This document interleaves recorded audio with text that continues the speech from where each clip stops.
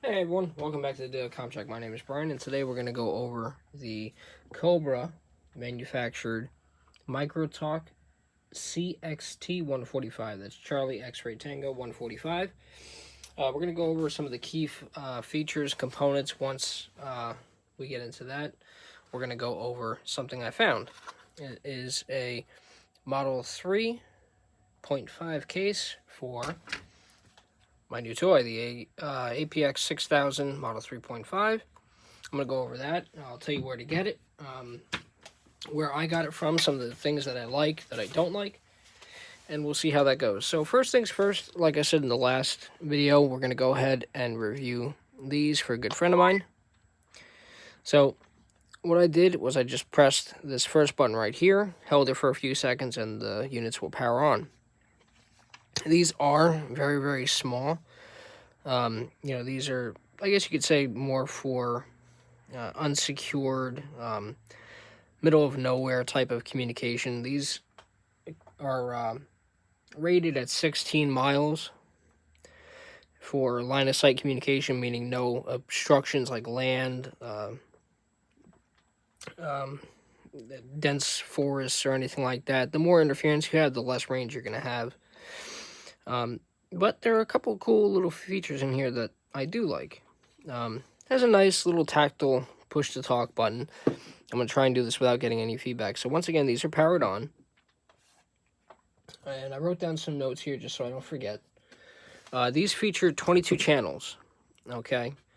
Again, they boast 16-mile range, but that's depending on your environment. You're not going to get any type of coverage like that in like New York City or any major metropolitan area. And if you are, it's probably going to be children chit-chatting back and forth on GMRS or FRS.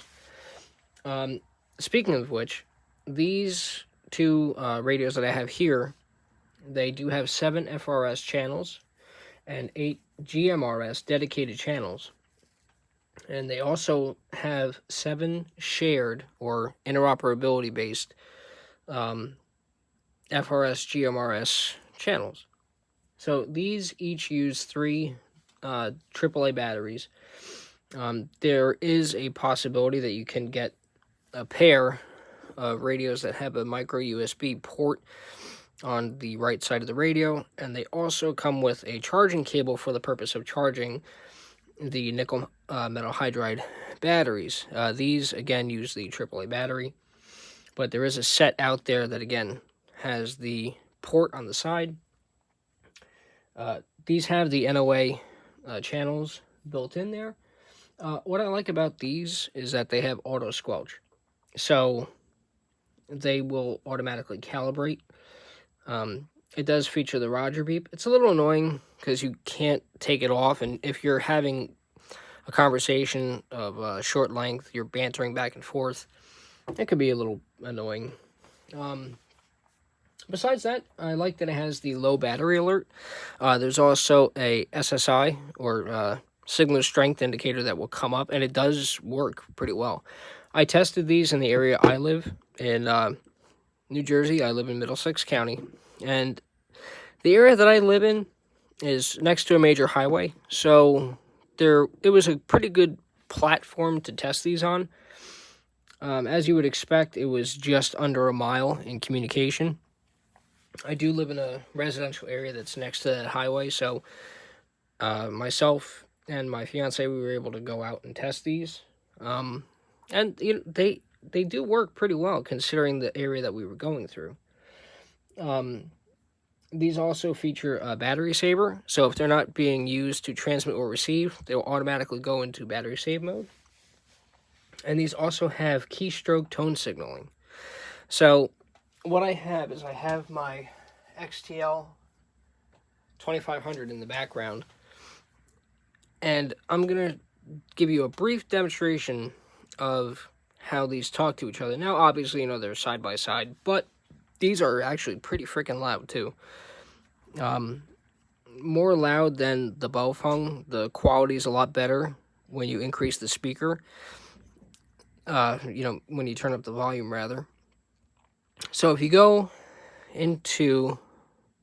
Sorry, guys, I know the light's a little difficult, but You can see right here I'm on channel 9, which is the emergency GMRS, FRS, or excuse, yeah, emergency FRS channel. I have that programmed in my squad. They actually use the emergency channel to connect with residents in our community if there's an issue or something like that. Just one of the channels that we monitor, just in case, you know, you never know. So I'm going to take advantage of that tonight when I do this review for you. So to demonstrate the call button, watch your speakers. I'm sure this is going to be pretty loud. So right now I'm on 5, 6, 7, and 8's the maximum. 7, 6. I found that 5 or 4 is pretty reasonable depending on your environment. The speaker, or excuse me, the microphone is recessed right here. And it's got a nice little small platform. It does come with the belt clips in the box. They're fairly simple to detach and put back in. Little stubby antenna right here on top.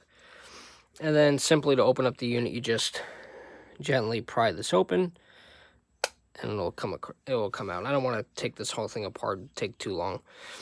So I'm going to take this one and I'm going to test against this one right here. Portable radio check 1 2. Portable radio check 1 2. Testing 1 2. Testing on channel 5. So you can hear the Roger beep. It comes across pretty nice. Now I'm going to use the APX radio to communicate with these two radios. Zone 1. Thank you. I know I'm in zone 1. Okay, so I'm on TAC Talk, and let me turn down the XTL so you don't have to hear that. And we're going to go into these. Now, I'm pretty sure, yeah, so it's a little hard to see. Let's see if I can get it for you. Watch your speaker. You see what I mean? It's on 5, and it's pretty loud when it comes to receive. You can see in the corner, just vaguely, that it'll say T for, or excuse me, R for receiving. And then when you go to transmit, that's the indication for transmit. And then the Roger tone comes across this radio right here. And then let me show you right here on the APX. Portable radio check 1 2. Radio check. I did get a new speaker. I installed that. If you're curious as to how it's done, just go ahead and check out the other video that I did. I think it was fairly simple to follow. I tried making it as direct and nice as I could. So we're going to go ahead and transmit from the APX to the microTALKs. Radio check 1 2. Radio check. Okay, and now we're going to go ahead and use the XTL. So we're going to transmit to the XTL from this radio. Radio check 1 2. Radio check 1 2. Radio check. The audio is really, really sharp and crisp.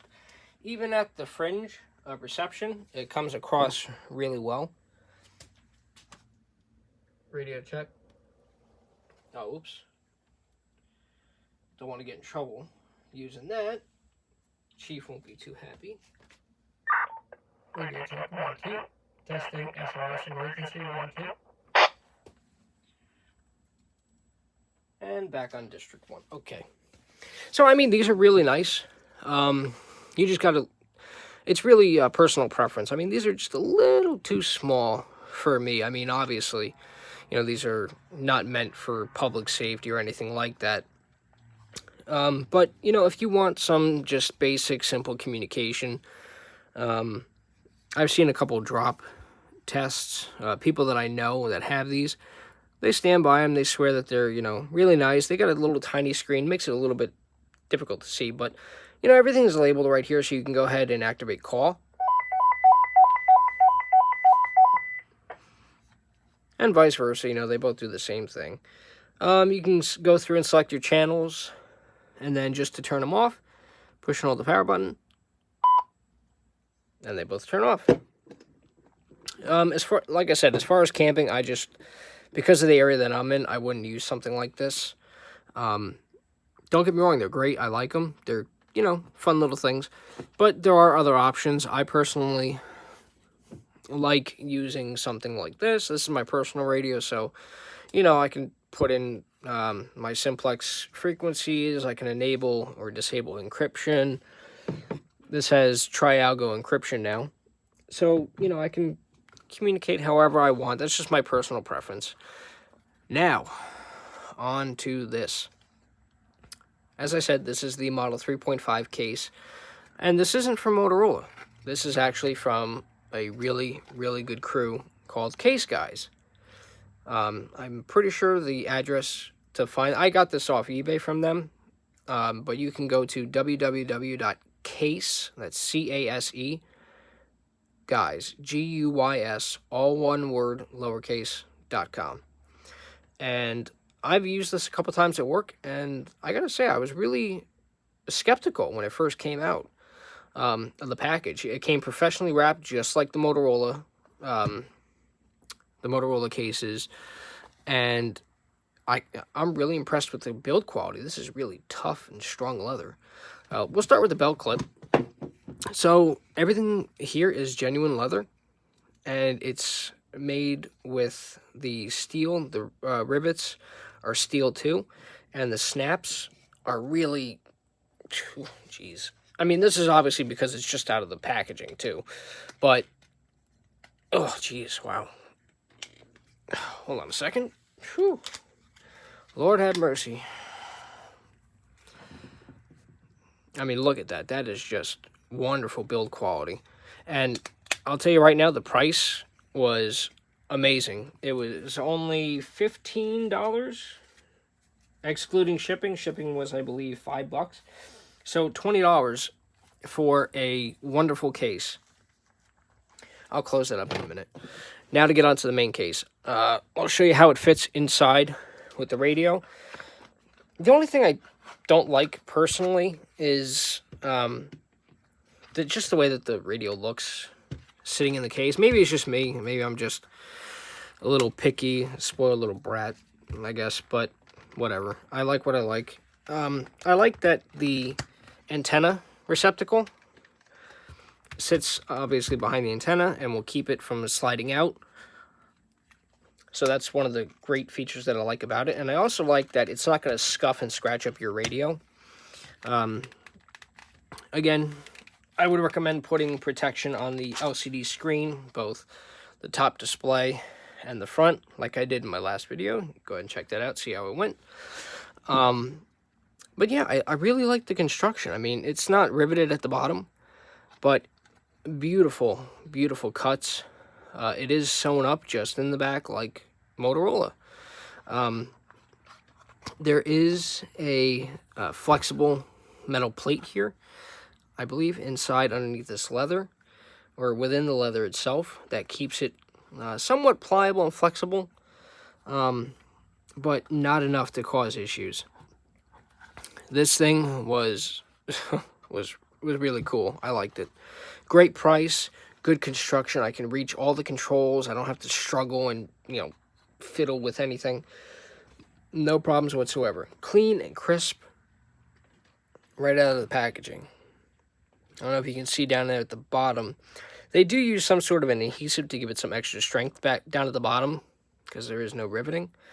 But it's really something. It's really an incredible case. And then, you know, just to put it back on your belt or to remove it, just simply slide it in, upside down, and then swivel it around.